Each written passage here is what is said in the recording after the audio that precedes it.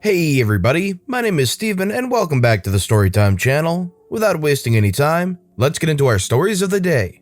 AT&T tries to screw me over $139. I actually screw them out of $72,000. After my wife and I got married last year, we decided that we should both get on the same phone plan. We went down to the AT&T store and met with a rep who told us we'd both be on an unlimited plan for a 70-month all-in, including taxes and fees. I was very specific about getting the all-in price for the service. It seemed like a decent deal, so we signed up. 2 days later, I log into the website and see that there's already a bill for $139. I call up a rep to see what's up, and they tell me that between the activation fees, taxes, and surcharges, the bill was correct. I told them what the salesperson told me, and they basically told me to pound sand. I promptly told them that I wanted to cancel the service and wanted the $139 waived. They said they could cancel the service but could not and would not waive the bill. They also told me if I canceled immediately, my wife and I would lose our phone numbers, which is true. So I figure since I already have to pay for the month and I don't want to lose my phone number, I will just get a new carrier and cancel when I'm ready. So I do my research and find Visible, which is excellent, and we make the switch. I call back to AT&T and inform them that we have switched carriers and want to cancel the service. I again ask for a refund. The rep informs me that since I have had the service for 4 days, that I am not entitled to a refund. He tells me to read the fine print on the contract, which indeed tells me that I have 3 days to cancel for a full refund. I'm now fuming because the first customer support rep that I talked to on day 2 denied me a refund if I canceled. I ask for the next level of customer support rep, and they send me to a customer care and retention person. I explain the entire fiasco to him, and how I feel that I have now been lied to twice by AT&T reps, sales rep and first CSR. He is a really cool guy and apologizes and says he'll take care of it and will completely waive the bill. I am very thankful and hang up thinking that this is finally resolved. Fast forward a month and I get an AT&T bill in the mail saying my payment was not received and is now late. I again pick up the phone and call AT&T. I eventually make my way through 2 customer support reps until I get back to the customer care and retention department. This time, I did not have the chill dude. Instead, I got a very smarmy woman who said that the bill was due and I'd owe the entire amount. I asked her to please check the CSR notes and that the last guy told me he would waive the amount. She put me on a 10-minute silent hold and came back and said she'd escalate the matter to her supervisor. She said I should receive an email by the end of the week with a resolution. 2 weeks go by, no response. I call again. This time I get a very nice lady that is sympathetic. She says she'll waive the bill. She comes back and tells me that she can't do anything because the bill has already been sent to collections. She said not to worry about it and that she'll send a letter to collections to have them waive the debt. I ask if this will go on my credit report and she says no and that they'll take care of it. 6 months later, I get a letter in the mail from Sequium Asset Solutions out of Georgia trying to collect on the $139. I immediately send them a letter via certified mail demanding that they verify the debt, since it's obviously bad. I hear nothing for 2 months, and then I get an alert that I have a negative mark on my credit. I go in, and sure enough, Sequium has indicated that the amount is in collections. I immediately write letters to all 3 bureaus requesting that they remove the mark. A month goes by and every single one of the bureaus removes the mark, thank God. Another 3 months go by and then I get a letter from Sunrise Credit Services in New York again trying to collect on the debt. This is truly unbelievable because it appears that Sequium couldn't verify it, so instead of apologizing and waiving the debt, they just sold it off to another collection agency. I send another certified letter to Sunrise demanding verification. I get nothing in reply. So far, they have not attempted to put a mark on my credit. That's where this part of the story ends. Who knows what will happen next? I could file a lawsuit, but the filing fee alone would be more than the amount owed. Here's the thing. I am not cash strapped. I am blessed enough that I could easily pay the $139 without making a dent in my budget. I have lost 5 times that amount in hours spent on the phone and writing letters, but I am determined to go to the mat with AT&T on principle alone. This brings us to the revenge stage. You see, in addition to my day job as an attorney, I am an elected city councilman in my town, and when I was going over our monthly expenses, I noticed that we were paying AT&T close to $6,000 a month for our phones, internet, and TV services. We're a fairly small town, so it was pretty obvious that we were being bent over by these clowns and that we could save a ton of money by switching. I started working with our city manager and IT director on finding other solutions. We discovered that by switching to various carriers and providers that we could save half. I never would have looked that closely into our telecom expense had AT&T not jerked me around. 2 weeks ago, the resolution to switch was put on our meeting agenda and the council voted to pass it. We decided to completely cut ties with AT&T. Our city is saving a ton of money, getting better service, and with the money we saved from switching, we were able to hire another part-time animal shelter employee, which we desperately needed. I highly doubt our city would have considered switching if I didn't make such a stink about it. AT&T will end up losing hundreds of thousands over the coming years because of this. I hope it was worth it, AT&T. In the US, internet and telecom providers are incredibly frustrating, to put it nicely. Have you ever had a bad experience with an internet or telecom provider? Let me know your story in the comments below. Mother lies, takes money from me, then gets screwed over financially. Backstory. So I'm a 19-year-old female and had only been living with my mother for a good 3.5 years. Was put into foster care at a young age and don't remember living with my mother at all. Before moving in with her, she would tell me how great it would be for me to live there and how I would be treated with respect and yada yada yada. Well, since I started college, things went to poop. My whole life, I wanted to go to college for art, but my mother convinced me that it was stupid and so I chose to go for a business degree. I got into my state's Business and Marketing Honor Society during my last year of high school for having a 98 average in all 5 of my business classes. My first semester of college, everything started out fine. Then the end of September hit and I got a reimbursement from financial aid. Let me add, my mother is on supplemental security income for minor disabilities and hasn't worked in the past 18 years. She has arthritis and fibromyalgia, so apparently she can't work. I got public assistance that I never knew about since I was never allowed to do paperwork for anything.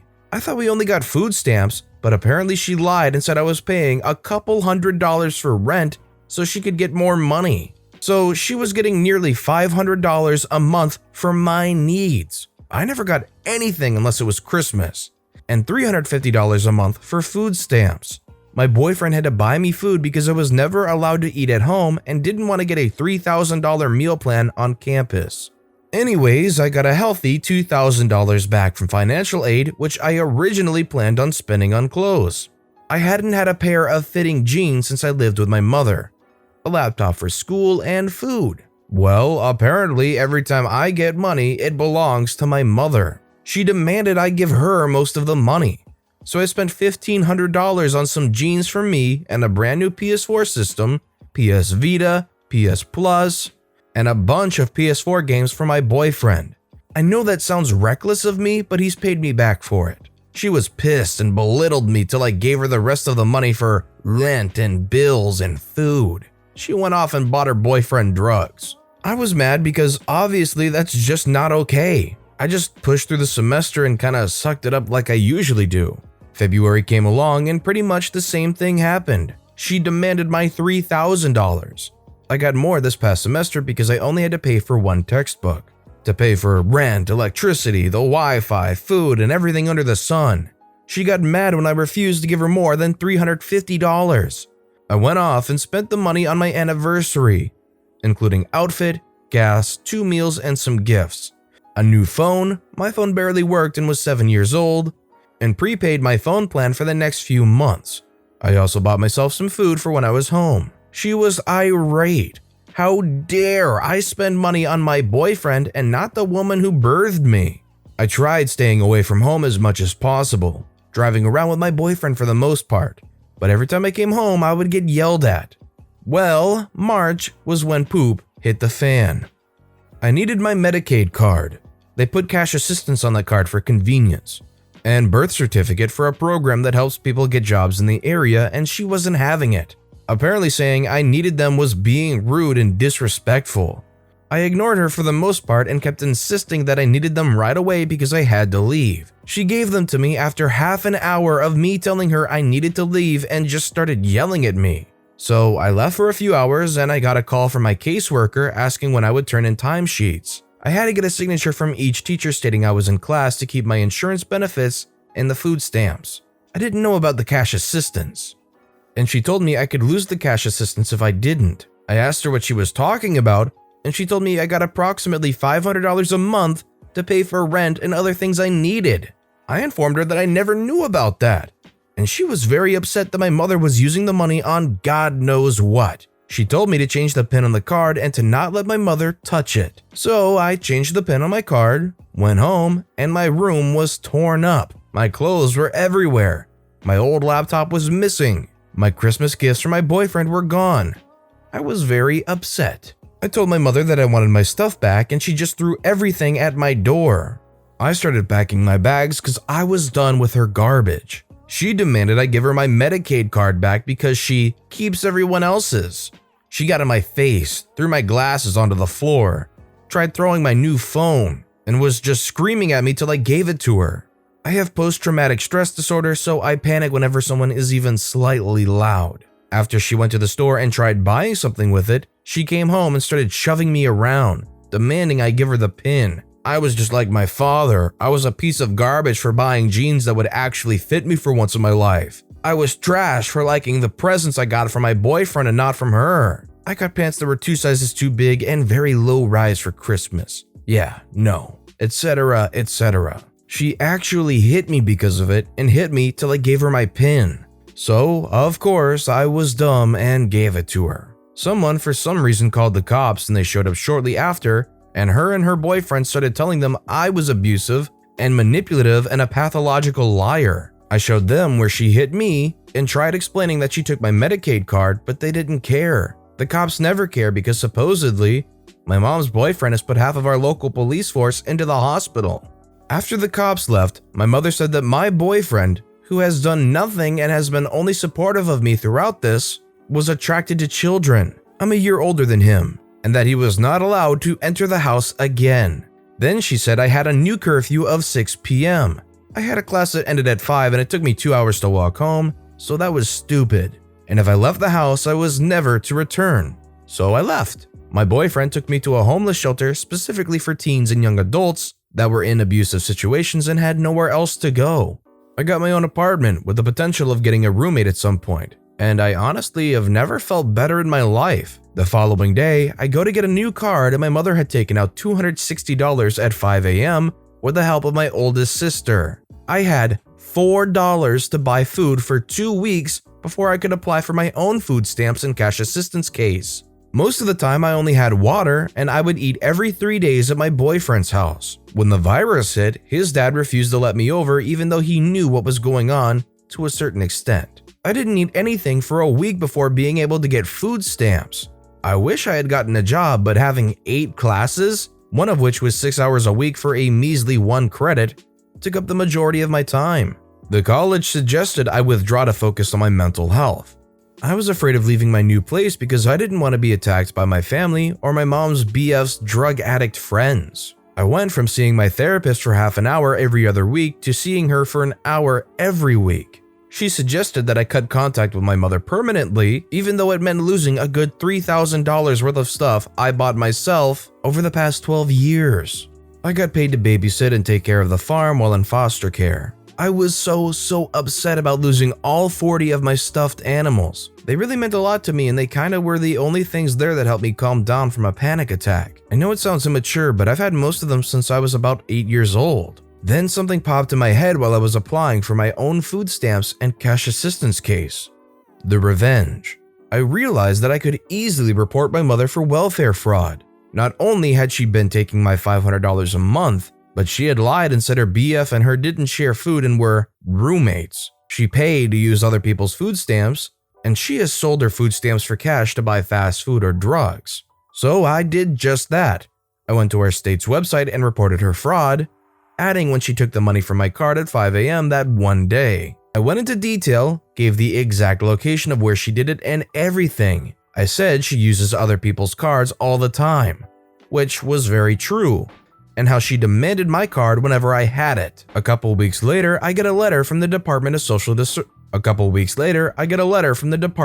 Services, DSS. They accidentally sent it to my address instead of my mom's, thinking she moved along with me. I open it and I read that she was denied public assistance denied medical insurance, and denied food stamps. She met the requirements for getting them, but because of my report, she lost everything but supplemental security income, as far as I know. What probably helped was that I told the Department of Social Services she stole my card and requested a new one, and the lady at the front desk was mortified. I found out she took the money out later when I set the card up online and saw all previous transactions for the past year. She's out $850 a month, more than her SSI, and out of health insurance, which was paid for by the state, all because of me, and I boasted about it to my therapist. My therapist actually congratulated me because I'm very shy with people, so to report something like that was very unlikely of me unless you got me very angry. Not sure if this was appropriate here, but it took a lot out of me to be able to even do it. Thanks, anxiety. This is a pretty incredible story from start to finish. It's terrible to hear what OP had to go through, but it pays off because you feel so justified by the end when OP's mother has to deal with the consequences of her actions. With that being said, that's all the time we have for today, so what I want to know is which of these two stories was your personal favorite and why? Let me know why in the comments below. And thank you all so much for watching and listening to the Storytime channel. If you haven't yet, please consider subscribing, and don't forget to turn notifications on so you'll never miss an upcoming video. Thank you all again for watching and listening to the Storytime channel.